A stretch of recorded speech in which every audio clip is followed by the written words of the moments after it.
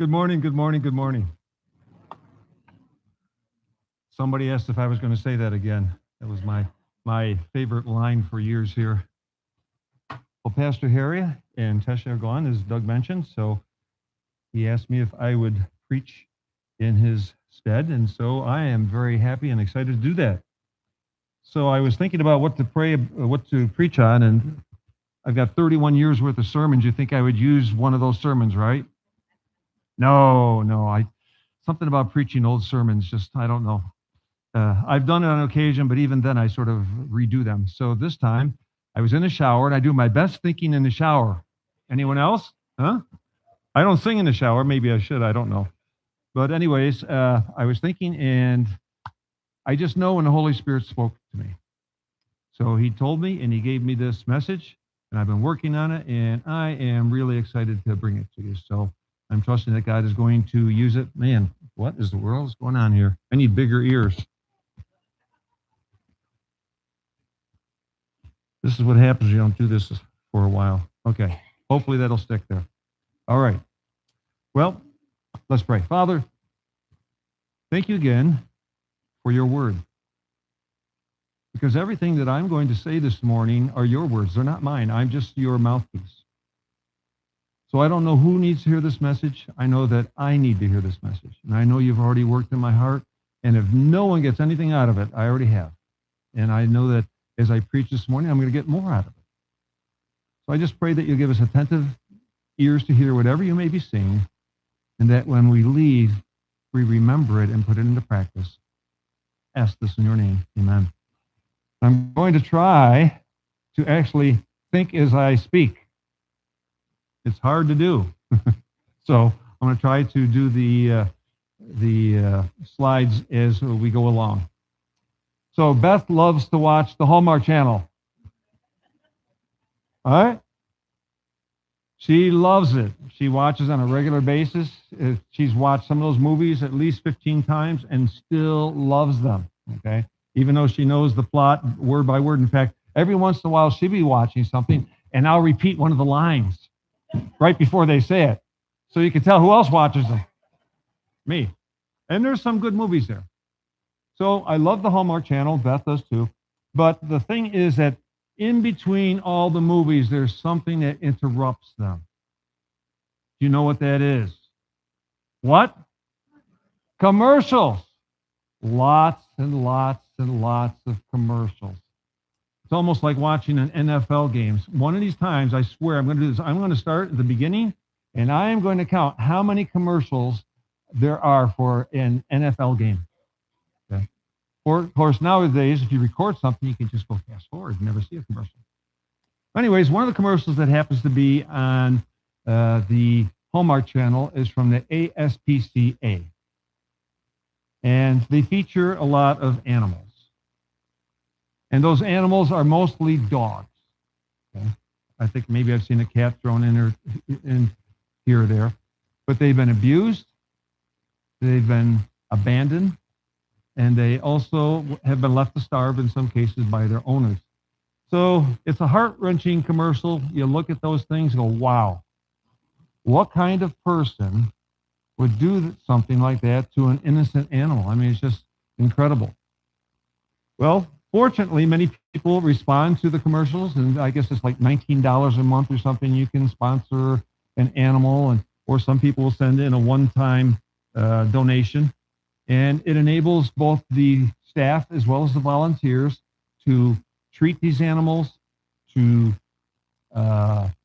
find homes for them, and make sure that they have proper accommodations, etc. Many others, they look at this commercial and they go to their local animal shelter, and they will adopt a pet that hasn't been adopted or abused or whatever.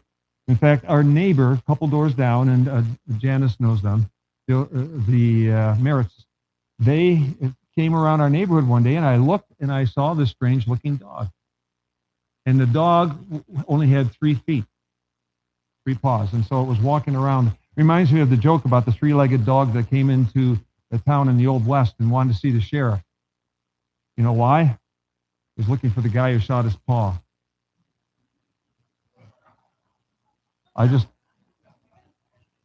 I just threw that in for, I don't know why I threw. My humor's not improved since I retired. It's going to the, there you go, okay. Anyways, if you own a pet, and many of you do, you know the bond that's between you and that particular pet, between that particular animal. In fact, we often don't think of them as animals anymore, or even pets. What are they? They're members of the family, and you can see that in this picture right here. Well, there's one occupation that I was thinking about that is similar to being a pet owner, but it takes it to another level. It takes it to another level because this particular occupation, their relationship with the animals are unparalleled. And that occupation is that of being a shepherd. Do you know that there are shepherds in the United States? So I did a little bit of Google search the other day, and there probably are some in Montana, but I did find out that there are some shepherds. This is an actual picture of a shepherd over in the outlying district of Boise, Idaho. So that is a lot of sheep. If you can't go to sleep, you count those sheep, and I'm guaranteed by the time you finish, you will be sound asleep. Okay. So, but that's not the image that we think of. When we think of shepherds, especially because of the biblical imagery, we think of shepherds over in the Middle East. We think of Bedouin shepherds, and there still are shepherds in a lot of those places. You can see right here, they're mainly in Saudi Arabia, but they go up to, and I can't see that far, so Jordan, Iraq, Kuwait, Qatar, United Arab Republics, Oman, and Yemen. So quite an extensive thing. And the thing about it is that they pretty much still shepherd the same way that shepherds shepherded in the Bible. I mean, now they have rifles and they've got, other modern conveniences, but basically they are out in the desert, they're out in the wilderness with their flocks and with their herds of goats, just like in Bible times. So you're probably wondering, okay, that's great. We're going to talk about shepherds this morning. Why? Did you ask that? Were you wondering that? I know you were. So yes. Okay. Anyways, I'm mentioning that because what Jesus said. Oh, I'm sorry. There is an actual Bedouin shepherd over in the Middle East with some of his flock. So Jesus said in John 10:11, "I am the good shepherd." It's one of 7 I am statements that Jesus made throughout the Gospel of John. And every one of those conveys a different role of Jesus. Now, when Jesus said that, when he said, "I am the good shepherd," think back a couple thousand years ago, it was a very agrarian society. There was lots of shepherds, lots of flocks, lots of herds. And so when Jesus said, "I am the good shepherd," they understood exactly what he was talking about. Nowadays, when Jesus says, "I am the good shepherd," and I read that, it's a little fuzzy because I don't know any shepherds. I don't know anyone who is a shepherd. Okay, the shepherding is an occupation that's what? A very small segment of our society. And so I think what's happened in my life, and I imagine maybe it's happened with you, we're not getting the full enrichment, the full image of what it means as Jesus as our good shepherd because we don't know a lot about shepherding. Now, there are a lot of shepherds that are named in the Bible. Some of you might be able to name them quickly, so I'm just going to show a few of these. Abel, the first shepherd, Abraham, Lot, Isaac, Jacob, David. There's more. I didn't list all of them. It's not a comprehensive list. Now, the problem is, again, that we have lost this imagery. So what I want to do today, this morning, is to look at what shepherding involves. In particular, what it means for Jesus as our good shepherd and what it would mean for each of us. That brings us to the central theme of the message. If you're following along in your sermon notes this morning, we can appreciate Jesus as the good shepherd. Not just the shepherd, he's the good shepherd. By looking at the following ways that he relates to us. I'll leave that up there for a second or two while you are still trying to fill in your blanks there.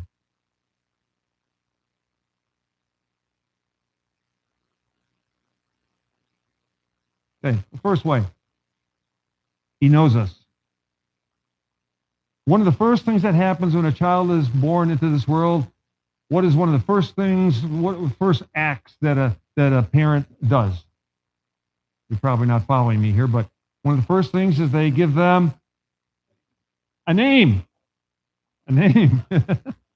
Yeah, well, yeah, that's okay too. Yep.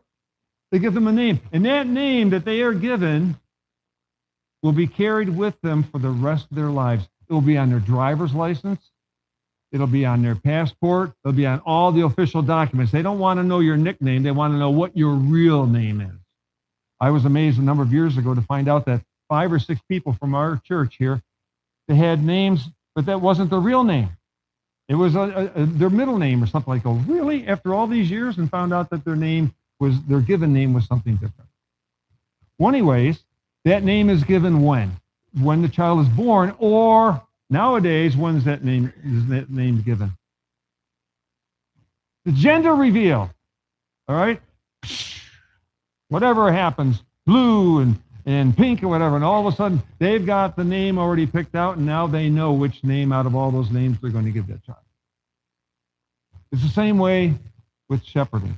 Now, I'm going out on a limb here and say, I don't think there's any tests that are given to the sheep in advance for gender revealing.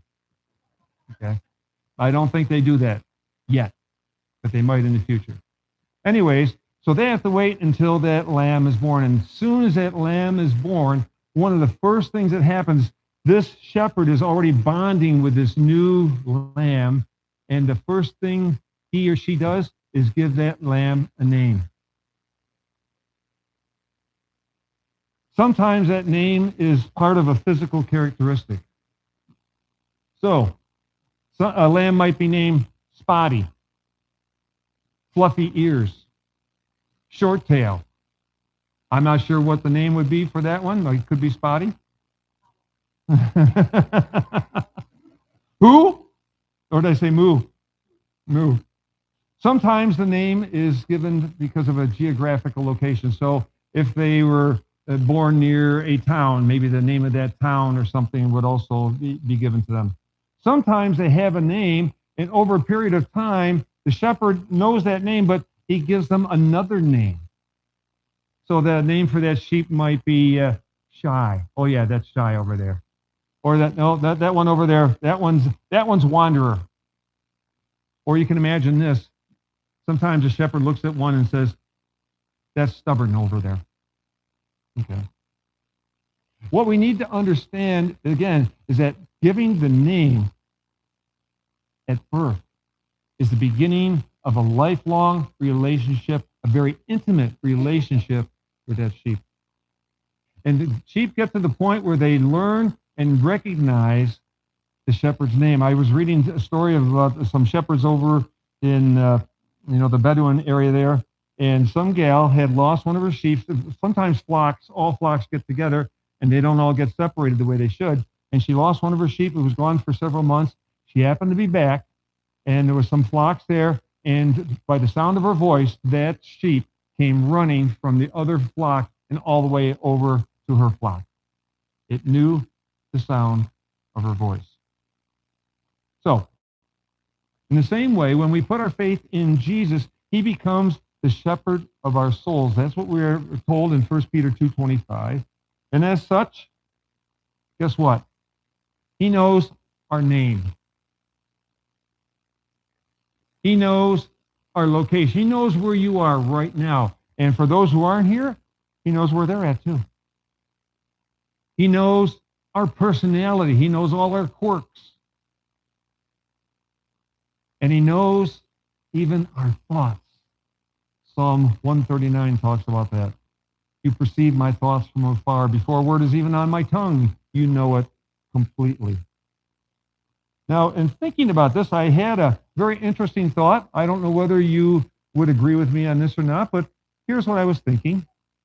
In Revelation 2:17, Jesus is addressing the different churches, the 7 churches. This is the church in Pergamum. And he says the following, verse 17. I will also give that person, he's talking to the person who conquers, I will give that person a white stone with a new what? Name written on it, known only to the one who receives it. I've read this thousands of times. All of a sudden this week, it's just a different thought hit me. So, does Jesus know the future? Okay. So he knows we're going to get a name. Do you think he already knows that name? Yeah. So my thought was, I wonder, yes, Jesus knows I'm Jim, but I wonder if when he thinks of me and when he talks about me in front of the angels, I wonder if he uses that new name that I'm going to get. Because you know what? It says, known only to the one who receives it. What's that talk about? That talks about intimacy. I have a name that no one else is going to know. Well, it has been revealed what my name is going to be. I shouldn't tell you, but my name is going to be Goldilocks. Because I'm going to have this big blonde afro. And I'm going to be just strutting through heaven. There goes Goldilocks. Yep. So I probably shouldn't have mentioned that, but yeah. Anyways, the point is, there's 8.3 billion people on this planet at this very moment. And yet, Jesus, as our good shepherd, knows each and every one of our names. I could stop right there, and that's a great thought. I'm not going to stop. Secondly, the second aspect of Jesus' role as our good shepherd is that he cares for us.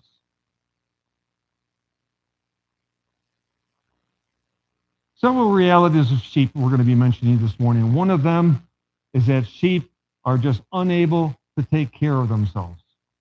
So it's funny because I've been thinking all these years when Jesus says, I'm a sheep, like, oh, that's good, warm, fuzzy, cuddly. Well, maybe in some aspects. In other aspects, it's not a compliment, okay? And this is one of those things where it's not a compliment. Because sheep are totally unable to take care of themselves. And some of you wives thought your husbands were bad. That's just not it. Left to themselves, sheep will overgraze. They will eat and eat and eat. They will destroy that pasture. They will eat the grass right down to the nubs, and there will be nothing growing there anymore. Since sheep like to eat a lot, sometimes they eat weeds. Sometimes they eat noxious weeds, poisonous weeds, and they get sick. Some even die from eating the wrong thing. So the shepherd's always got to be watching. Sometimes they overeat so much that they get trapped. They roll over on their back and they can't get up on their feet again. Can you imagine that? They are also prone to getting into trouble. They fall into fast-moving streams. They get caught in thickets and bushes. They also get stranded on a rocky ledge, and every once in a while they fall off and they die. There's also other issues. So the shepherd has to watch, and all of a sudden he sees, well, for whatever reason, that mother cannot nourish that little young lamb. Just doesn't have it within her. Or maybe a sheep has become infected with an illness, and if the shepherd doesn't step in right away and give some kind of cure, that's going to spread throughout the whole flock, maybe with disastrous results. Or a sheep might be abandoned by its mother. It might be bullied by the rest of the flock. So the shepherd has to constantly care for those sheep 24/7. It's the same way with us. Oh, I'm sorry. There's the photo of the sheep who is in distress, shall we say. It's the same way with us. As Christians, we are needy. The older I get, the more I realize how a needy person I am. When I was younger, I didn't think I was invincible, but I thought I was pretty well off. And the older I get, the more I realize I am needy. And our souls require 24/7 care from our good shepherd. I want to look at the 23rd Psalm, the first 3 verses here. And I want you to pay attention to the things that Jesus does here as our shepherd. The Lord is my shepherd, I shall not want. This is the old King James Version. He makes me lie down in green pastures. He leads me beside still waters. He restores my soul. He leads me in paths of righteousness for his name's sake. Once again, in our fast-paced world, in our world which, what have you done for me lately, sometimes we can feel like we're alone. We can feel that we've been abandoned. We can feel that we're not worth anything. We can feel very insignificant, that no one else cares about us. I've been there at times. We all have, right? But that's not true. And I can say this, it's never true if you are a Christian, because you are one of Jesus' sheep. Whatever situation you find yourself in this morning, and again, with a congregation, we got a spectrum from those who are riding on the crest of the wave to those who are being drowned by one. So wherever you're at, Jesus knows your situation. And as your good shepherd, he cares about you. He's constantly looking out for you, physically, emotionally, relationally, and spiritually. He alone is the source of our encouragement, our strength, and our life. This brings us to the third aspect of Jesus' role as our good shepherd. That is, he leads us. Here in the West, most of us, I'll just take a show of hands. How many of us have seen the cattle drive? Okay? Seen it on movies, or you've seen an actual one or whatever. I don't know if they've done it on Yellowstone. I haven't really seen that one before, but I can't imagine they haven't done it by now. So anyways, in the cattle drive, what happens? Where are the, what do you call it, ranch hands? Where are they? Cowboys. Yeah. Cowpokes, cowboys. I should know the cowboys. Anyways, where are they? They're in back. They're driving the cattle in front of them. If a shepherd were trying to do the same thing with the flock and lead them to a new pasture and be behind them, I guess it'd be like herding cats. There'd be only, maybe out of 100, maybe only 2 sheep would find that pasture. The other 98 would be scattered all over the place. Because by nature, sheep are followers, they're not leaders. And so they need someone to lead them. So here's a shepherd there, and where's he at? He's in the front. Yeah, I think he's on horseback here, but he's leading his sheep. He's the only person who's qualified to lead them. And sheep are so much a follower that if they have a bad shepherd, bad things will happen to them. So they need to have a good shepherd. They need to have a shepherd who knows the lay of the land. They need to have a shepherd who knows where the good pasture is. They need to have a shepherd that knows how to get them to that pasture. They need a shepherd who knows all the dangers, both geographical as well as predatory. That's the kind of shepherd that they need. Today, more than ever, there are a number of paths or roads that people can go down, especially our young people. They have their whole lives before them. They can go down the road to success. They can go down the road to wealth. They can go down the road to pleasure, to adventure, to power, whatever it might be. And as Christians, again, we are needy. I need daily to have the leading of my good shepherd so I know what decisions to make. The thing is that Jesus is already ahead of us. And he will lead us in the right path. That's good because I don't know. I don't know what tomorrow's going to bring. You ever made a decision, found out it was the wrong decision? Yep, we have. That's why I try to pray about everything. The stakes are high. We start out here, and you can end up over here in life, or you can end up over here. And it's vastly different. We need wisdom to make the choices on what career to pursue. Are we going to get married or not? Or who are we going to get married? As seniors, some of us have to make that decision again, right? Okay, are we going to get remarried? Our spouse has passed. Very important decision. We also need choices about major purchases, houses, apartments. Are we going to sell our house? Are we going to move into an apartment later on in life? And if so, where? Job changes, investments, health treatments, cancer treatments, all these kind of things, making out our will. All those things, we need to have the mind of Jesus on these things. At times such as this, it's comforting for us to know that Jesus is already ahead of us and he will lead us in the right path. Deuteronomy 31:8. The Lord himself goes before you. This is the Israelites. They're coming out of slavery and going to the promised land, but they have to go through the wilderness. The Lord himself goes before you and will be with you. He will never leave you nor forsake you. Do not be afraid. Do not be discouraged.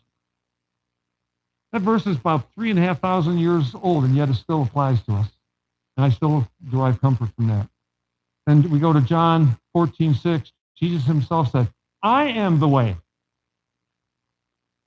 I am the way and the truth and the life. No one comes to the Father except through me. As the good shepherd, Jesus is out in front. He's the leader. He's already blazing the trail. He knows what lies ahead, and he is just asking us to follow. Fourthly, he protects us. We talked about the vulnerabilities of sheep. Not only can they not take care of themselves, sheep have no natural defense. We look at lions, we look at chameleons, we look at all these different animals, and they've all got some kind of defense mechanism to avoid being preyed upon. And sheep are just there. They're there for the taking, okay? So sheep are adapted in a God-given way to live in the wilderness, to live in the desert, but the same thing is that same place where they're adapted to live is full of dangers, all kinds of dangers. Combined with the fact that sheep are defenseless, that creates a huge problem for the shepherd. So a sheep can be taken off, sheep can be bitten by a rattlesnake and die. Or maybe there's a little ewe and it gets a little bit separated and an eagle can swoop right down and grab that ewe and just take it off and never be seen again. Then it's dark in the desert. I'm a city boy. It's never completely dark. The only time I was ever in the complete dark was down in Lewis and Clark Caverns, and we were in there and they turned the lights off, and I will tell you, it was so pitch black. I've never seen blackness like that. You can't see your hand in front of your face. They had it off for 15 seconds. I was about ready to scream, Mommy! So you can imagine the desert away from the lights. When it gets dark out, it is dark. And guess what happens when it's dark? All kinds of predators come to life. Predators such as hyenas, panthers, jackals, and wolves. And we find out here that we need the protection. Well, let me see. Did I have this wrong?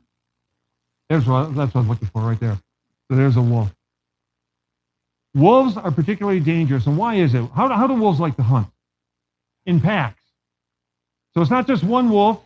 And sometimes they're so cunning that they will sort of do something here while the other one circles around like an ambush. And when they attack in numbers. They can overwhelm the sheep. Or maybe a number of sheep if the shepherd's not paying attention. Then there might be people who at night, humans, steal the sheep. They steal them maybe for food, or maybe they steal them to add them to their flock, because after all, it's all about the money. And it's the shepherd's job to be on the lookout and to be able to spot and anticipate every single one of these dangers. There was one Bedouin shepherd who was being interviewed, and he said, I've been bitten, stung, and attacked by everything that's out there. And he said, that's just part of the job. Can we just say that shepherding is not for cowards? It's not for the faint of heart. I mean, as I'm going through this, I'm going, I don't know if I have what it takes to be a shepherd of actual sheep. You got to give your life to it. You really do. Again, and I think I have to go back here. Oops, where am I at here? All right.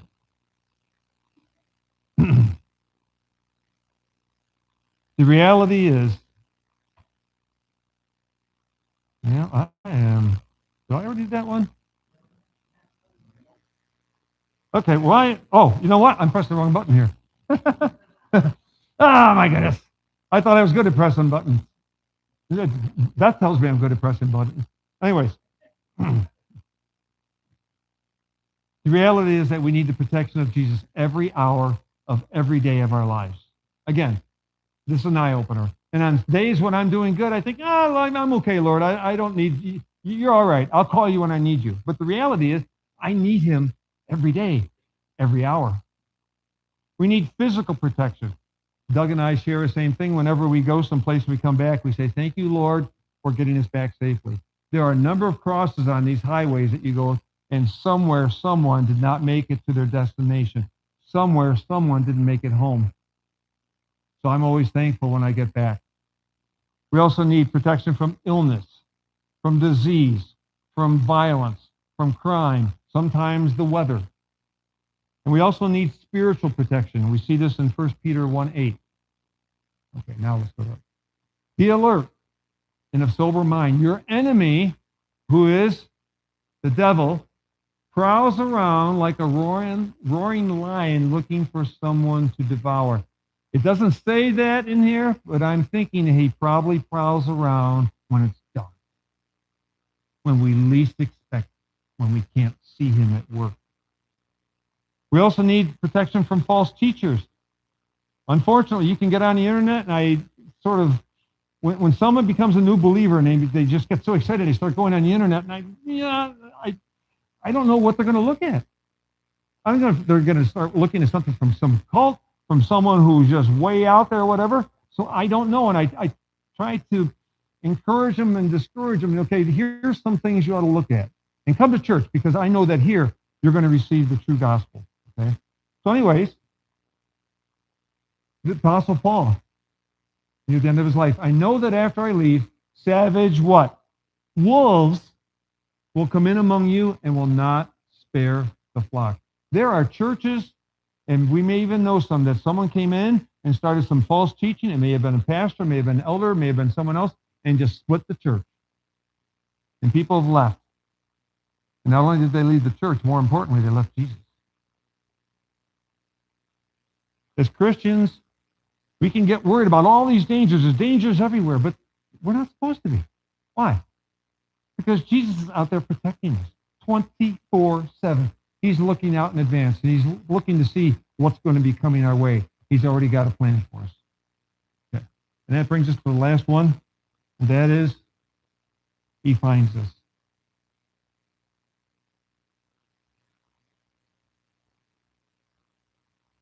Maria, I know you like to watch little children. Still do.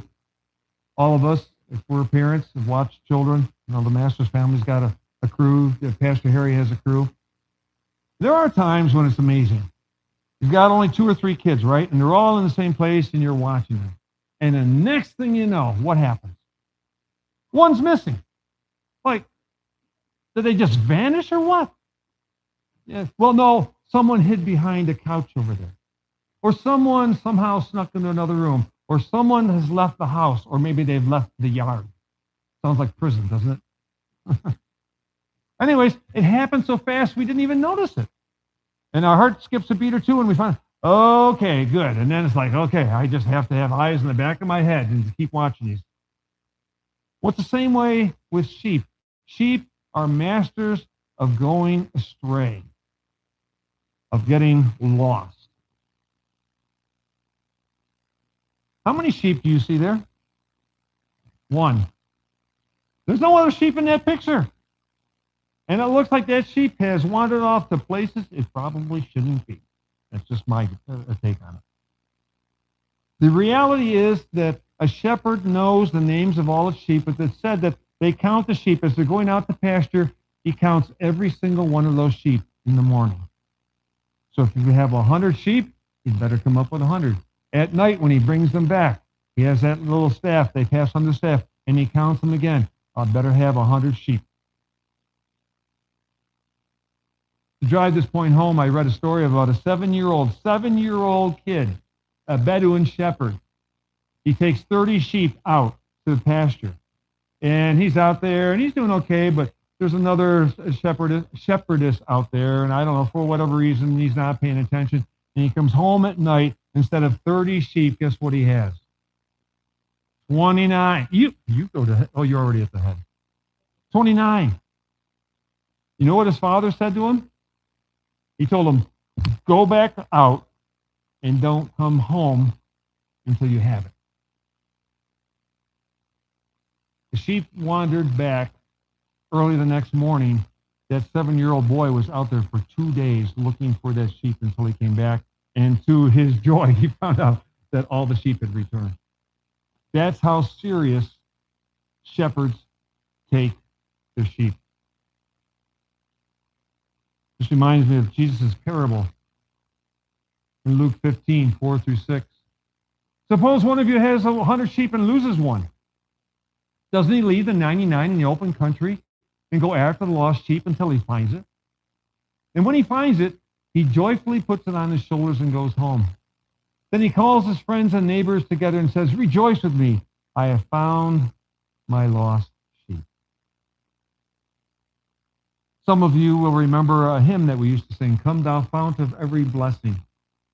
And one of the stanzas there says this, prone to wander, Lord, I feel it, prone to leave the one I love. As the Good Shepherd, Jesus knows all about our tendency to stray. Knows all about it. He knows that there are times when we forget to pray. There are times when we forget to read our Bibles, not just maybe a day or two, but when all of a sudden extended times when we haven't touched it. He knows when someone quits attending church and is not part of the fellowship, when they isolate themselves. He knows when we get caught up in all kinds of sins. He knows when our heart has grown cold toward him, even when we may not realize it ourselves. But you know what? Jesus knows exactly where we're at. Jesus doesn't need GPS. He knows. He knows exactly where to find us, and he will go there. And with his permission, or with our permission, he will pick us up and return us back to himself and return us back to fellowship. The fact is, we can never stray so far that Jesus doesn't know where we're at.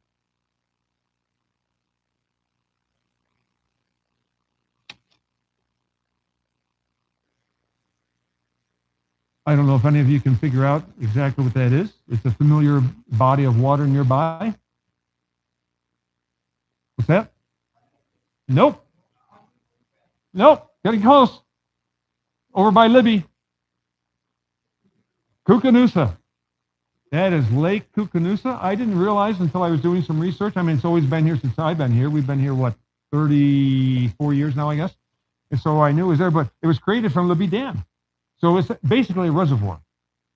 And Libby Dam was constructed in 1972. Some of you who are a little bit older may remember when there was no Lake Cucanusa, when there was no Libby Dam. Anyways, 90 miles long, stretches from northwest Montana into Canada there. I'm not sure if that's, I don't think it's Alberta. Is that Saskatchewan? Is it Alberta still? Okay. So it's in Alberta, and it's beautiful. Just pristine. You can boat there, you can fish there, you can swim there. Unfortunately, it also happens to be the scene of an occasional tragedy or so. And so a week ago yesterday, a 63-year-old Alberta man was walking along there, and somehow, I don't have all the details, his dog got in the water, and his dog was in distress. So what did he do? Jumped in. He drowned. Ironically, his dog managed to swim to shore, and his dog survived. But he gave his life up to rescue that pet, that family member. The second part of John 10:11 says, I am the good shepherd. The second part is, the good shepherd lays down his life for the sheep. And when I say the sheep, I'm talking about you. I'm talking about me. He lays his life down for the sheep. Jesus died on the cross to pay the penalty for my sins, for your sins. He had no sin of his own, and he did it willingly. And like a sheep, he did it quietly. Lay down his life. Again, my purpose of this message is to hopefully bring back a little bit of the richness of this idea that Jesus is our good shepherd and what it really means. I hope it's an encouragement to you as you go this week. That would be my prayer. That Jesus is our good shepherd. He knows us. He cares for us. He leads us. He protects us. And he finds us. So this brings us to the sermon challenge. Every sermon you have, whether the pastor gives you a challenge or not, there's something you need to do with that sermon. So here is the challenge. To ponder, to think, to reflect on, to meditate on one of the ways that we just saw that Jesus relates to us as our good shepherd this week. So take that sermon notes, put it on your refrigerator, put it on your nightstand, put it in your car. So I think I'm going to do this week. I'm going to put it, when Beth's not with me, I'm going to put it on the seat right there, and I want to be thinking about it. And I've been thinking about it already. I've got advanced things going on. I've already been thinking about this for most of this week about this. Now, in order to maybe drive this home a little bit and to help you, so here's the staff that the church lovingly gave me with a lot of signatures on it 3 years ago. Shepherd staff. So what I want you to do is I want you to think of Jesus as the good shepherd. And Jesus is here right now. Do we believe that? Jesus is here right now. He's here, and we can sense his presence. We can hear his voice. And there's a lot of things that are happening in our world right now. There's Iran and all these different things, and there's personal things that we have. But now that we're right here, we should be calm, cool, and collected. Why? Because Jesus, our good shepherd, is right here. That's just a great thought. And look at Psalm 23 again. So picture ourselves, we're in this field. Of course, we're sheep. We got to go to that. So we're sheep. All kinds of luscious green grass. We can go where, and we just spread out. We start eating to our heart's content. And maybe we need a little drink, and so we go over here, and here's a nice, soft, slow-going stream, and we can drink cool, clear water. And after we've done, there are some of us who have already eaten, we've already drank, and we're just sitting there on the ground, and, but we're fat and happy. Okay. We are just contented. Think about that image. And then, think about this. Jesus comes by, and he takes one of us. He takes you or me, and he goes down, and he grabs us, and he brings us into his arms. And why does he do it? I don't know. There's a number of different reasons. Maybe he knows we're a little bit weak, and we just need a little rest. We need to be carried for a little bit. Maybe we're nervous. It could be a number of different things, but he says, you know what? This lamb needs a little bit of TLC. Or maybe it's the fact that Jesus has singled you out, or maybe he singled me out, and he says, you know what? I just want some one-on-one time with you. And so he scoops you up because he wants to feel the wool, your wool, on his chest. He wants to feel your heartbeat. And he wants you to feel his heartbeat.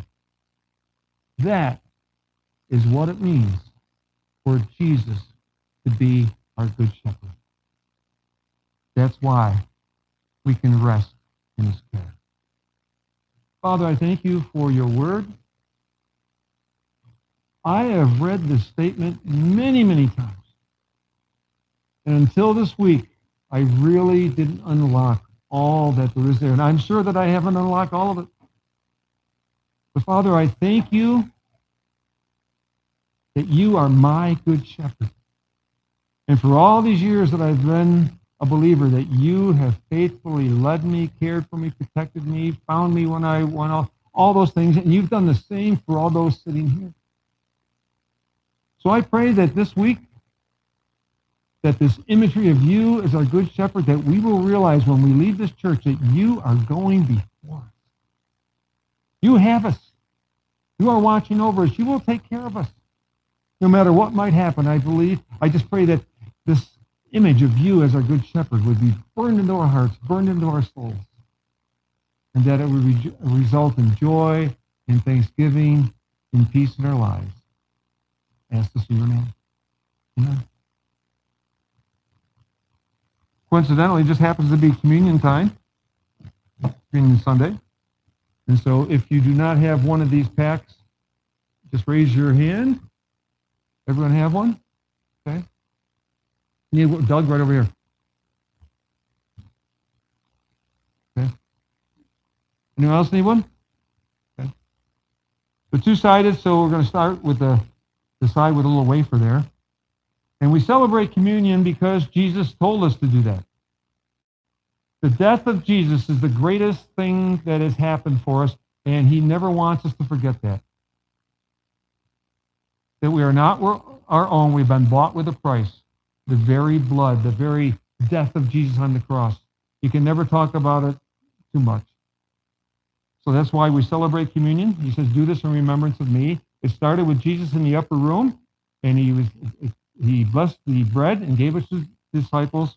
He said, this bread represents my body, which will be beaten and battered and bruised for you. So let's take the bread together.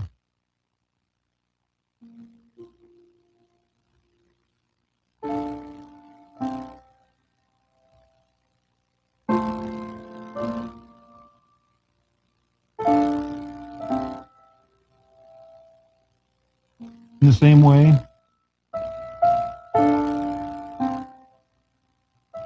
Jesus took the cup and shared it with his disciples. Said, this cup represents my blood. And they didn't even understand what he was talking about at the moment, but they did later. It represents my blood that's going to be shed on that cross, not for my sins, but for your sins, and the sins of all humankind, whoever wants to take advantage of it. This morning, we want to take advantage of that. And so we drink this symbolically. We take the cup.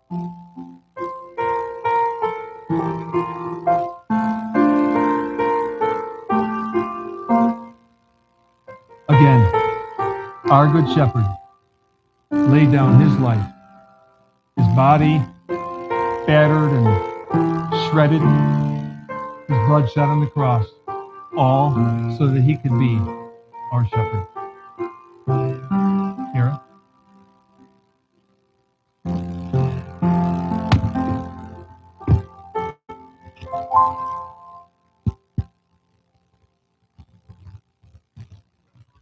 I do, yes. Team's coming. I can sense it.